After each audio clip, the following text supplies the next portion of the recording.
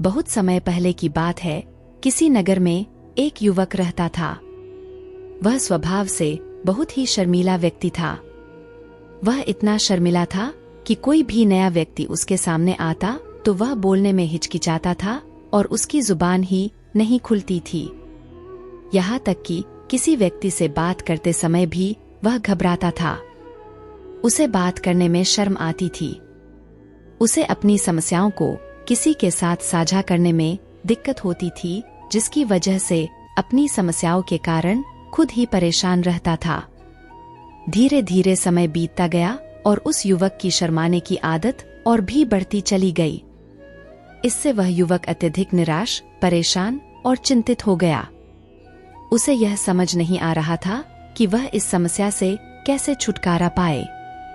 उसके घरवाले भी अब उसकी समस्या के बारे में सोचकर बहुत चिंतित हो गए थे, क्योंकि उन्हें लग रहा था कि वह अपने जीवन में कुछ कर ही नहीं पाएगा। जहां भी जाता लोग उसके भोलेपन का फायदा उठाते और उसे परेशान करते। वह इतना भोला था कि कुछ भी कह नहीं पाता और लोग उसे कुछ भी कह देते थे। इसके कारण उसका मन किसी भी काम में नहीं लगता था और वह हर काम को कुछ ही दिनों में छोड़ देता था। इन सब कारण से वो मन ही मन घुट रहा था। वह सबसे कुछ कहना चाहता था, लेकिन अपनी इस आदत के कारण किसी से कुछ कह नहीं पा रहा था। अंदर ही अंदर घुटता जा रहा था और उसके सारे विचार, सारी बातें मन में ही दबी पड़ी थीं। वह किसी से अपनी मन की बातें नहीं बताता था। जब वह छोटा सा बच्चा था तो लोग उसे उसकी इस स्वभाव के कारण बहुत पसंद करते थे। उसकी इस आदत को भी लोग उत्साह देते थे। जब वह युवा हो गया तो इसी आदत के कारण उसे अपना जीवन व्यतीत करने में काफी परेशानी उठानी पड़ रही थी। इसके कारण वह बहुत परेशान रहता था और अपनी इस आदत से छुटकारा पाना चाहता था। वह चाहता था कि वह लोगों से अपने मन की बातें खुलकर कह पाए। जो कुछ करना चाहता है, जो कुछ कहना चाहता है, वह सबसे खुलकर कह सके। लेकिन जब भी कोई दूसरा उसके सामने आता तो मानो उसकी जुबान खुलती ही नहीं। यहाँ तक कि वह अपने माता पिता से भी ठीक से बात नहीं कर पाता था। उसके गिने चुने कुछ दोस्त थे जिनसे वह बातें कर पाता था। जब भी वह किसी के बात का जवाब नहीं देता तो लोग उसका मजाक उड़ाते, जिससे उसके पिता अत्यधिक चिंतित हो गए। वह चाहते थे कि औरों की तरह उनका बेटा भी दूसरों के सामने अपनी बात रख सके। एक दिन जब वे अपने बेटे को दूसरों के सामने शर्मिंदा होते हुए और मजाक बनते देख रहे थे तो उन्हें बहुत क्रोध आया। उन्होंने अपने बेटे को बहुत डांटा, जिससे वह युवक अत्यधिक क्रोधित हो गया। वहां से बिना कुछ कहे कहीं चला गया। शाम हो गई थी, लेकिन अब तक वह घर नहीं लौटा था। उसके माता पिता चिंतित थे, क्योंकि उनको अपने बेटे की फिक्र सता रही थी। उधर लड़का भागते भागते पहाड़ की चोटी पर पहुंच गया। वहां से नीचे की ओर झांक रहा था और ईश्वर से कह रहा था, आपने मुझे ऐसा क्यों बनाया? लोग मेरा मजाक उड़ाते हैं। जब मैं अपने मन की बात लोगों के सामने नहीं रख सकता, कुछ कह ही नहीं सकता, तो फिर मैं इस जीवन को जीकर क्या करूंगा? जब भी मैं किसी से कुछ कहने की कोशिश करता हूँ तो लोग मेरा मजाक बनाते हैं, यहाँ तक कि वे मुझे कुछ भी कहकर चले जाते हैं और मैं मौन खड़ा रह जाता हूँ, उन्हें जवाब तक नहीं दे पाता। ऐसा जीवन जीकर मुझे क्या मिलेगा? इसलिए मैं तेरे पास आ रहा हूँ। वह पहाड़ से कूदने ही वाला था कि एक आवाज आई, बेटा, जान देना तो बहुत आसान है, लेकिन ईश्वर के दिए हुए इस जीवन रूपी अनमोल उपहार को तुम वापस नहीं पा सकते। यह आवाज जैसे ही उसके कानों में पड़ी, उसने पीछे मुड़कर देखा। उसने एक बौद्ध भिक्षु को अपने पीछे खड़े हुए पाया। उन्हें देखकर वह अपने कदम पीछे खींच लिए और चुपचाप वहां पर खड़ा हो गया। अपनी आदत के कारण उसने उनसे भी कुछ नहीं कह पाया। तभी बौद्ध भिक्षु ने पूछा, बेटा, आखिर क्या बात है और तुम यहाँ पर क्या कर रहे हो? तुम अपने जीवन को क्यों समाप्त करना चाहते हो? यह अनमोल जीवन बहुत कम लोगों को मिलता है, और तुम्हें यह जीवन व्यर्थ लग रहा है। क्या मैं जान सकता हूँ इसके पीछे का कारण? तब युवक कहता है, नहीं नहीं, मैं तो बस यहाँ खड़ा होकर पहाड़ की ऊंचाई को देख रहा था। तब बौद्ध भिक्षु कहते हैं, बेटा, मैं जानता हूँ तुम यहाँ क्या करने आए थे, तुम मुझसे कुछ नहीं छिपा सकते। लेकिन मैं चाहता हूँ कि तुम अपनी समस्या मुझे खुद बताओ ताकि मैं तुम्हें उसका समाधान बता पाऊँ। यदि तुम चाहते हो कि कोई तुम्हारी मदद करे तो इसके लिए पहले तुम्हें ही आगे बढ़ना होगा। यदि तुम चाहते हो कि मैं तुम्हारी मदद करूं तो मुझे तुम्हें अपनी समस्या बतानी होगी, वरना मैं कुछ नहीं कर पाऊंगा। बौद्ध भिक्षु के इस बात को सुनकर वह युवक कहता है, मैं बिल्कुल ठीक हूँ, सच कह रहा हूँ, मुझे कोई परेशानी नहीं है। उस युवक की बात सुनकर बौद्ध भिक्षु उससे कहते हैं, यदि तुम नहीं चाहते हो कि मैं तुम्हारी मदद करूं तो मैं तुम्हारे बात पर विश्वास कर लेता हूं, लेकिन तुम्हें भी मेरी एक बात पर विश्वास करनी पड़ेगी कि मैं तुम्हारे मदद के लिए ही यहाँ आया हूं। तुम चाहो तो अपनी समस्या मुझे बता सकते हो, मैं तुम्हारी इस समस्या का समाधान भी जरूर करूंगा। उसके जवाब में युवक कहता है, नहीं नहीं, मैं बिल्कुल ठीक हूँ। इस बात पर बौद्ध भिक्षु कहते हैं, अगर तुम चाहते हो कि मैं यहाँ से चला जाऊं तो मैं यहाँ से चला जाता हूँ, लेकिन मेरी एक बात याद रखना, मेरे जाने के बाद मैं तुम्हारी कोई मदद नहीं कर पाऊंगा, और हो सकता है कि तुम्हारी मदद के लिए कोई और भी आगे ना आए। इतना कहकर भिक्षु जाने लगे। वह युवक खड़ा होकर बौद्ध भिक्षु की सारी बातें सुन रहा था। जैसे ही बौद्ध भिक्षु कुछ दूर पहुंचे, तभी उस युवक ने जोर से आवाज लगाई, हे गुरुदेव, मेरी समस्या बहुत बड़ी है, क्या आप इसका समाधान कर सकते हैं? यह सुनकर बौद्ध भिक्षु वहीं पर खड़े हो गए। पीछे मुड़कर उन्होंने उस युवक की बात का जवाब देते हुए कहा, बेटा, दुनिया में ऐसी कोई समस्या नहीं है जिसका कोई समाधान ना हो। यदि तुम मुझे अपनी समस्या बताओगे तो मैं उसका समाधान जरूर करूंगा।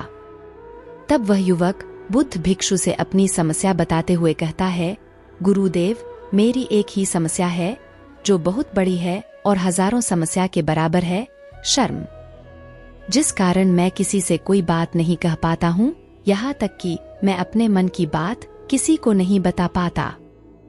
जब भी मैं किसी से बात करने की कोशिश करता हूँ तो लोग मेरा मजाक उड़ाते हैं। जब कोई मुझे खरी खोटी सुनाता है तो मैं उनका जवाब नहीं दे पाता हूँ। मैं लोगों की तरह वाक्पटु बनना चाहता हूँ, मैं लोगों की तरह सवाल जवाब करना चाहता हूँ, मैं मन की बात कहना चाहता हूँ। मैं इस दुनिया से कदम मिलाकर चलना चाहता हूँ, आगे बढ़ना चाहता हूँ। क्या इसका कोई समाधान है?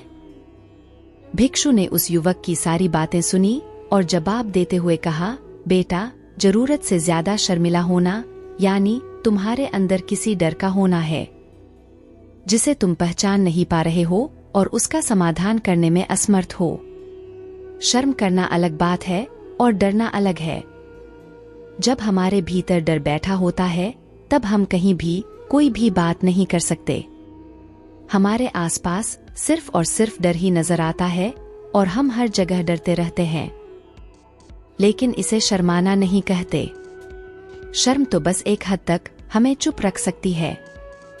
फिर वह बौद्ध भिक्षु उस युवक से कहते हैं, बेटा, तुम सबसे अधिक किससे शर्माते हो? तब वह युवक कहता है, गुरुवर, मुझे अपने पिता से बात करने में बहुत शर्म आती है, मैं उनसे भी कुछ नहीं कह पाता। तभी वह बौद्ध भिक्षु उस युवक से कहते हैं, जब तुम अपने पिता से बात करते हो या बात करने का प्रयास करते हो तो तुम्हारे मन में कैसे ख्याल आते हैं? युवक इसका जवाब देते हुए कहता है, गुरुवर, जब भी मैं अपने पिता से बात करने का प्रयास करता हूँ तो मुझे ऐसा लगता है कि अभी वो मुझे डांट देंगे, मुझ पर क्रोध करेंगे या नाराज हो जाएंगे, और मुझे कहीं न कहीं लगता है कि मैं गलत बात ही करूँगा। कभी कभी तो मेरे मन में यह भी ख्याल आता है कि मेरे पिताजी मुझसे प्यार ही नहीं करते। फिर कुछ देर रुककर युवक सवाल करता है, गुरुवर, आप कहते हैं कि शर्म अलग चीज है और डर अलग है, क्या कोई ऐसा उपाय है जिससे मुझे डर ही नहीं हो, या कोई ऐसा रास्ता है जिससे यह डर मेरे अंदर से पूरी तरह से समाप्त हो जाए? कृपया करके मुझे इसका समाधान बताइए। मुझे इस डर से बाहर निकलना है। मुझे लोगों की तरह इस जीवन को खुलकर जीना है। तब बौद्ध भिक्षु उस युवक से कहते हैं, जाओ अपने पिता से कहो कि मुझे कुछ काम करना है और उसके लिए मुझे कुछ पैसे चाहिए। अगर तुम उनसे पैसे मांगने में कामयाब हो गए तो मैं तुम्हारी समस्या का समाधान जरूर बताऊंगा, जिससे तुम्हारी सारी समस्याएं दूर हो जाएगी। वह युवक काफी घबरा गया और कहा, हे गुरुवर, मुझे यह काम मत दीजिए, मुझसे यह कार्य नहीं होगा। मैं अपने पिता से कुछ नहीं कह पाता। उनके सामने तो मेरी बोलती तक बंद हो जाती है, तो मैं उनसे पैसे कैसे मांग सकता हूँ? यह बात सुनकर बौद्ध भिक्षु उससे उसी वक्त कहते हैं, तब तो तुम्हारी समस्या का कोई भी हल नहीं है और ना ही तुम अपने जीवन को कभी खुलकर जी पाओगे। तब वह युवक कहता है, हे गुरुवर, कृपया करके आप मुझे कोई और कार्य बताइए जिससे मेरे अंदर का डर पूरी तरह से समाप्त हो जाए। तब बौद्ध भिक्षु उस युवक से कहते हैं, बेटा, यदि तुम्हें अपने अंदर का डर खत्म करना है तो तुम्हें मेरा उपदेश मानना होगा। जो मैंने तुम्हें कहा है उसे करने के लिए तुम्हें पूरी कोशिश करनी होगी। युवक काफी देर तक सोचता है, फिर बौद्ध भिक्षु से कहता है, अगर आप चाहते हैं कि मैं इस कार्य को करूं तो मैं पूरी कोशिश करूंगा। इतना कहकर वह युवक अपने घर लौट जाता है। उसके माता पिता उसे देखकर बहुत खुश हो जाते हैं और वह युवक डरते हुए अपने पिता से कहता है, पिताजी, मुझे आपसे कुछ बात कहनी है। उसके पिता कहते हैं, बोलो, क्या बात है? युवक कहता है, मैं कुछ काम करना चाहता हूँ, उसके लिए मुझे पैसा चाहिए। क्या आप मुझे पैसा दे सकते हैं?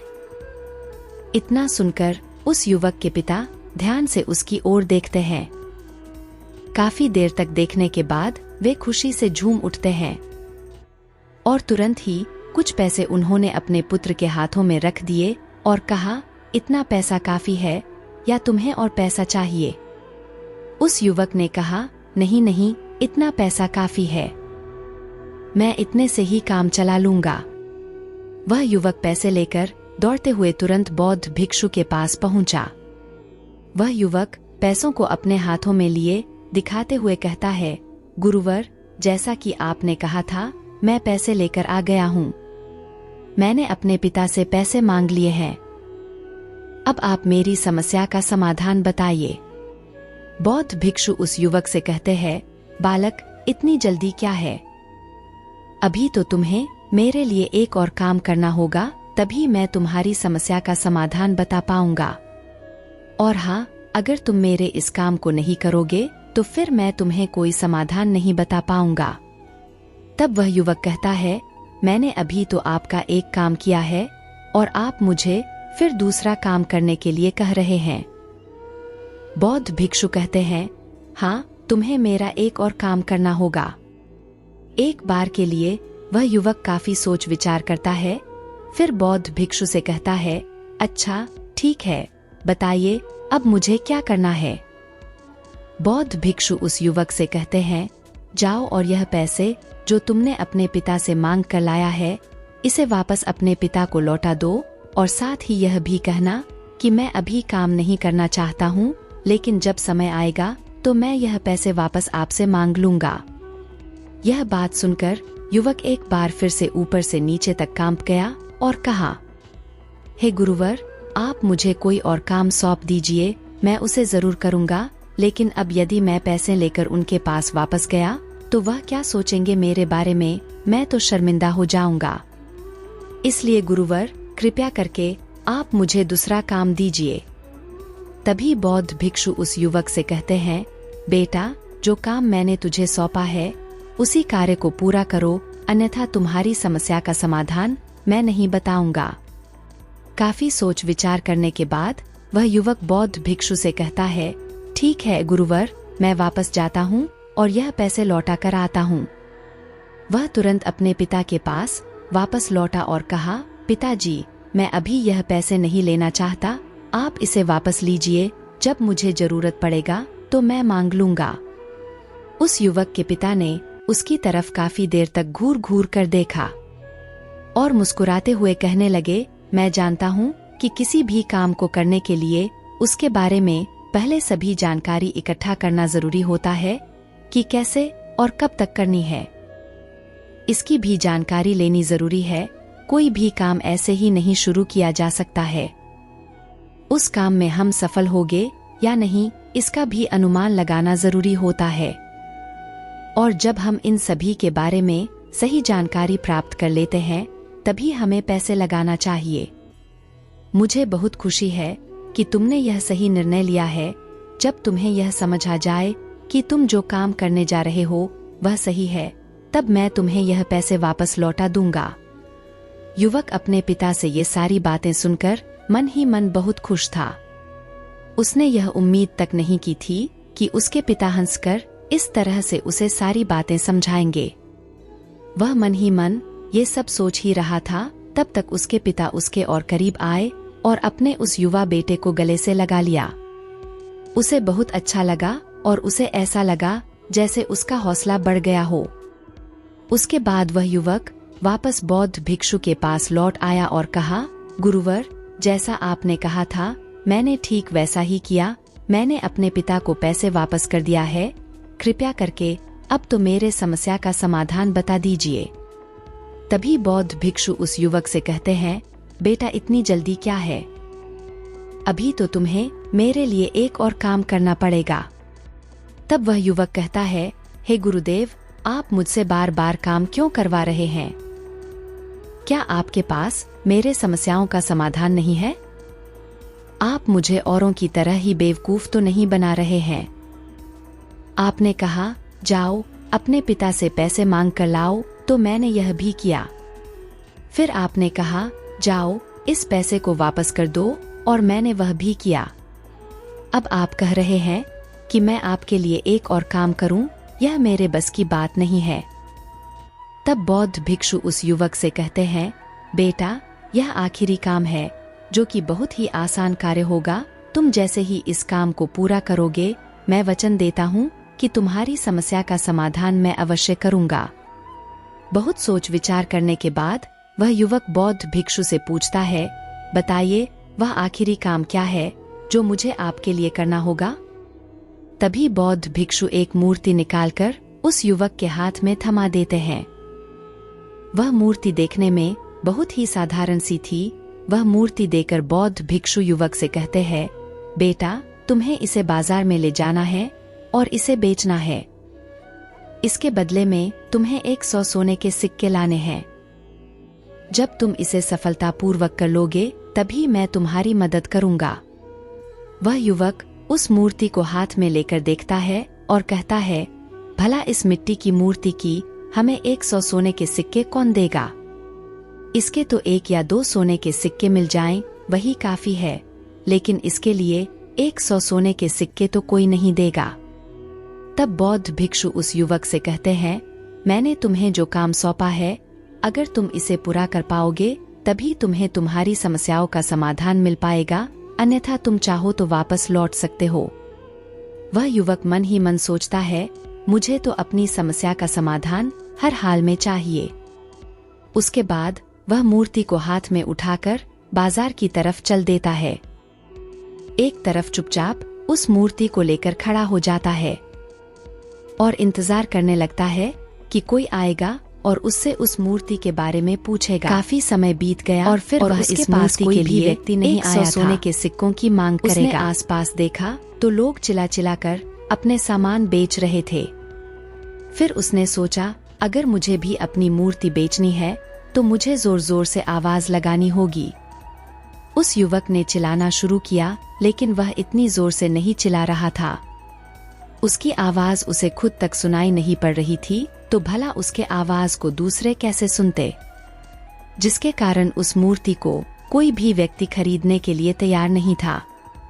धीरे धीरे शाम का समय हो चुका था। उस युवक को इस बात का डर था कि वह बौद्ध भिक्षु वहां से कहीं चले न जाएं, तब उसकी समस्या का समाधान कौन देगा। यह सोचकर उसने जोर जोर से आवाज लगानी शुरू किया, 100 सोने के सिक्कों में यह मूर्ति ले लो। उसकी आवाज सुनकर लोग उसके पास आने लगे और यह सवाल करने लगे कि इस मूर्ति में ऐसा क्या है जो तुम इस मूर्ति के लिए 100 सोने के सिक्के मांग रहे हो। युवक काफी सोच विचार कर उस युवक से कहता है, नहीं नहीं, मुझे कुछ नहीं पता, मैं तो सिर्फ यह मूर्ति यहाँ बेचने के लिए आया हूँ। तभी उसमें से एक युवक उस युवक से कहता है, अगर ऐसी बात है तो इस मूर्ति को कोई नहीं खरीदने वाला। आखिर इस मूर्ति में ऐसा क्या खास है जिसके लिए तुम 100 सोने के सिक्कों की मांग कर रहे हो? यह तो तुम्हें बताना ही पड़ेगा। धीरे धीरे कई लोग उसके पास आए और सभी ने बस एक ही सवाल किया, इस मूर्ति में ऐसा क्या खास है जिसके लिए तुम सोने के सिक्कों की मांग कर रहे हो? उस युवक ने लोगों को समझाने की कोशिश की, लेकिन कोई भी उस मूर्ति को सोने के सिक्के देकर खरीदने के लिए तैयार नहीं था। वह बहुत निराश हो गया, उसे कुछ समझ नहीं आ रहा था कि वह क्या करे। तभी उसने बाजार में देखा कि लोग अपने सामानों की खासियत बता रहे हैं। वह देखकर उसने भी सोचा कि मुझे भी इस मूर्ति की कुछ खासियत लोगों को बतानी होगी। फिर उसने एक बार फिर से कोशिश किया और जोर जोर से आवाज लगाना शुरू किया और कहना शुरू किया कि सारे दुखों का निवारण करने वाली मेरे गुरु की इकलौती मूर्ति, जो इस दुनिया में केवल एक ही है, जिसके पास यह मूर्ति होगी उसके घर में कोई भी समस्या नहीं आएगी। अगर आपके घर में कोई समस्या आती भी है तो यह मूर्ति लेकर जाइए और चमत्कार देखिए, यह दुख निवारण मूर्ति है। यह सुनकर लोग उसके पास पहुंचने लगे और उससे यह सवाल करने लगे, क्या सच कह रहे हो तुम? यह मूर्ति जिसके पास होगी उसके सारे दुख तकलीफ दूर हो जाएगी? यह मूर्ति क्या सच में सभी समस्याओं का समाधान करती है?